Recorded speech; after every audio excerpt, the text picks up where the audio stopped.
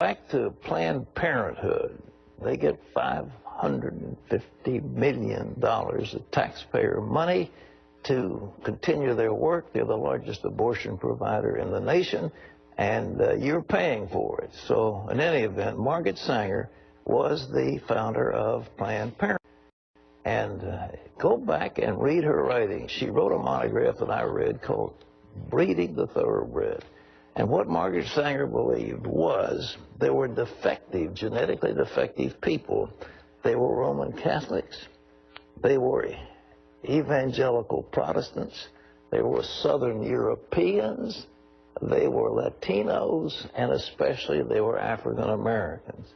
And what she advocated was find a leader among the black community that is highly respected.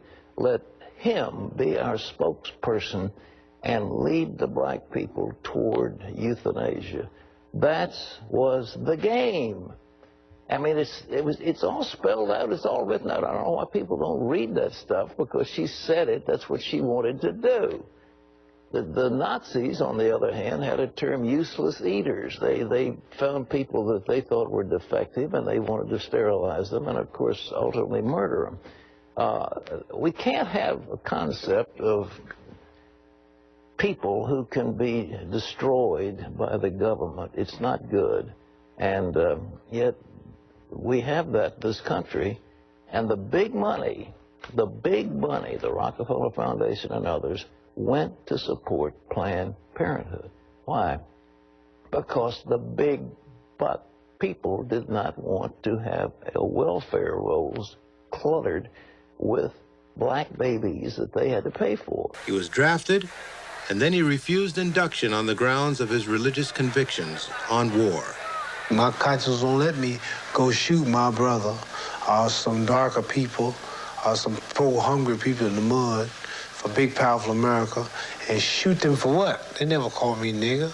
They never lynched me. They never put no dogs on me. They never robbed me of my nationality, raped and killed my mother and father.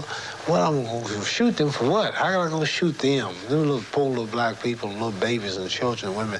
How can I shoot them poor people? I would just take me to jail. We got this youngster, Kendrick Johnson, 17-year-old black child, found dead in a high school gym and stuck between some athletic equipment. Then we find out that all his organs is gone, okay? The sheriff and all the folks down there, the natural causes. Now you got an undertaker and call, I know you're not being back, but you need to check this out.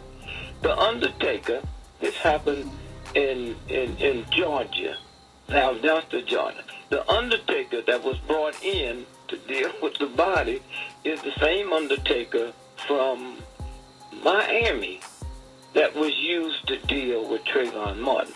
Now, you're going to tell me, as close as Atlanta is with black undertaker, you're going to call all the way to Florida and have a black undertaker come up, and then they exhumed the body, because people was asking serious questions, and found out his body was stuffed with newspaper.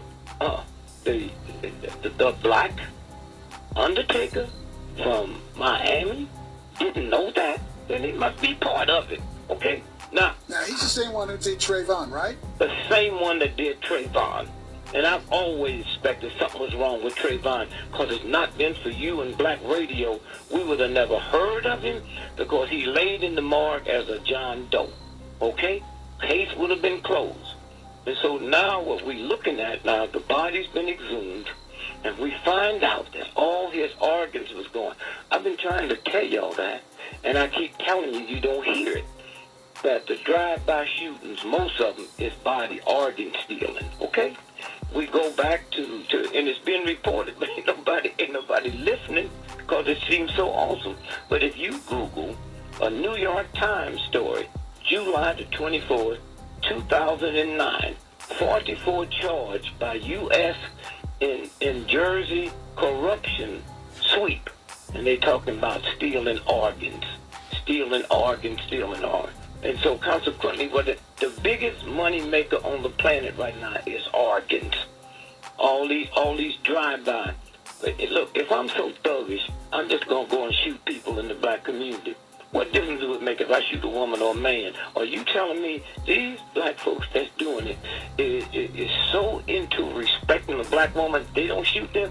98% of drive-by shootings is men, and most of them are headshots. How you going to shoot me in the head from a car when your hand is moving?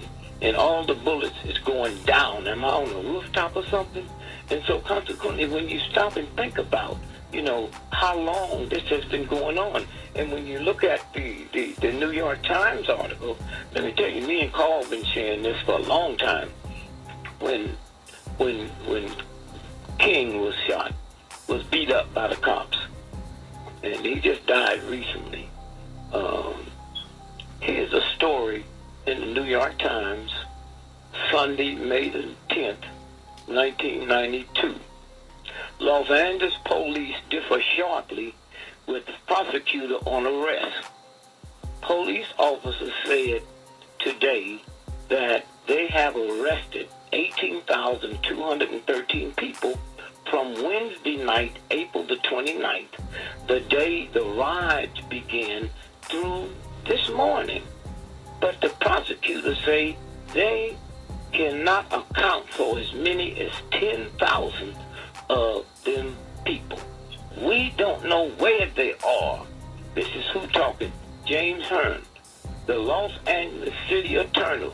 It is a mystery to a lot of us in the system. Well, it is stolen. 10,000. They do it under the auspices of a riot. Now, very seldom they'll slip and give information because both of them is talking and they not in on the And so they saying we arrested 18,213. We can't find 10,000 of them. Well, I tell you what they went. They shipped them up to Gooseneck, Oregon, okay, to the Coast Guard Hospital. We checked it out, and somebody said, yeah, they brought 10,000, bunch of black folk came through here.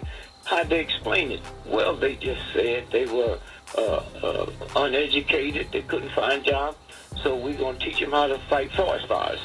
And that talent is used all. You don't have to learn math or trigonometry to fight forest fires. That's what's been happening right in front of you. And so, let me give you an example. If you, my son, okay, and they come by the house and announce to me and your mother that you've been killed in a drive-by shooting, I have no jurisdiction over that body. That's a murder. That's a homicide. The coroner determines when I see that body, okay? So when I get in there and see the body and see all them stitches and needle marks and I just assume that was part of the investigation. I have no idea they're taking your organs, okay? That's what's been going on, and that's what happened. Very seldom you get that lucky. We got a bunch of us that follows them and look at it, but for the first time, I mean, CNN talked about it. It broke. The white station that broke it was headline news. And I mean, even the guy, I was shocked. Somebody called me and said, the guy that broke it said, Dick Murphy's been talking about this for years. And so now, when you stop and think about what's been going on, why wouldn't I, as a mother or a father, I'm already shook up over my child being there. Why would I think there's anything devious about it? Okay? And now, all of you all that's listening that had a loved one, ain't no way you can get to the body because you got to go to court and have that body exhumed, and they're not about to do that. To be true. Yet there it was, in print, in a respected newspaper. The accusation that the crack epidemic, which ravaged this country's cities, was spread with help from a secret army linked to the CIA. We are sick and tired of your excuses. And I hope that you will help to put an end to it, because we are tired and we're hurt and we're angry. I will tell you, Director Deutsch, as a former Los Angeles police narcotics detective, that the agency has dealt drugs throughout this country for a long time. The director of the CIA, one of the country's most secretive institutions, facing the public at a town meeting in South Central Los Angeles. He claimed he found a link leading right to the CIA. Men who were working for the CIA's army were responsible for bringing all that cocaine into Los Angeles that sparked the crack epidemic. The CIA's army, Webb says, were the Contras, the anti-communist rebels fighting the government of Nicaragua back in the 1980s, an army founded and funded by the CIA.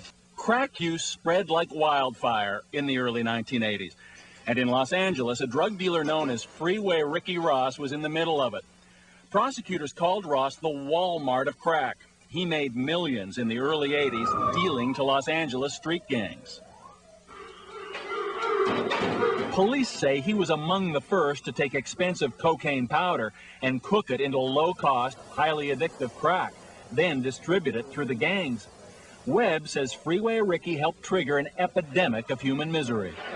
It's destroyed our community. All the black men are in prison, most of us. Rick Ross is now serving a life sentence for cocaine distribution. The women are still strung on the drugs, kids without fathers, without mothers. Police in Los Angeles say he virtually cornered the crack market, thanks to a steady supply of cheap cocaine.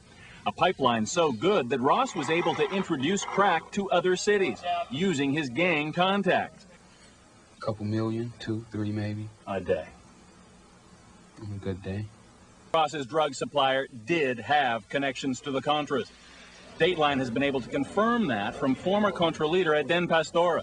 And Pastora admits he received some aid from that drug supplier. But Pastora says he was not aware of any CIA drug connection. So we asked Gary Webb, where is the evidence the CIA knew of any drug dealing? You have to define the CIA. If you're saying that people who were working with the CIA know they were doing it, yeah. Did the director of the Central Intelligence Agency know this? I don't know. It's New York Times, June 24, 2009. 14 charged by U.S.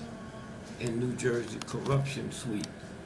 A 2-year corruption and international money laundering investigation stretched from the Jersey Shore to Brooklyn to Israel to Switzerland. And then they go on to say the people that they busted was 2 mayors, 3 people from the New Jersey City Council. And then they go on to say what it amounted to was illegal sales of body parts. That's the New York Times. Oh, wow. That's a... We don't know nothing about it. And it's us that steal. Another one came out in Newsweek. Newsweek, January the 9th, 2009.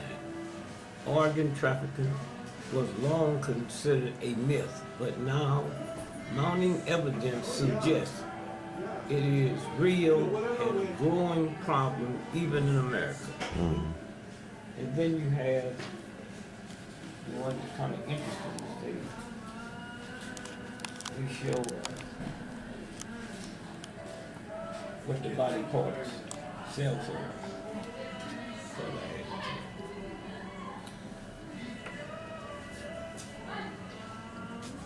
So they have a diagram of a human body,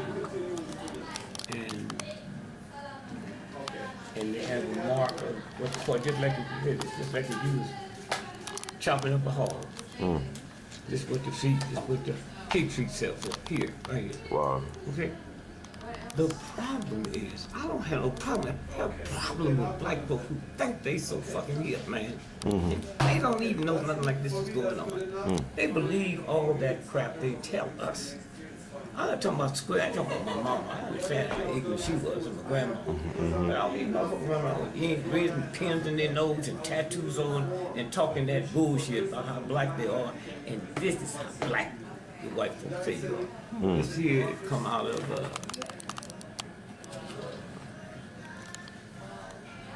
a Maine special prosecutor is interviewing families, about 100 people who died suspicious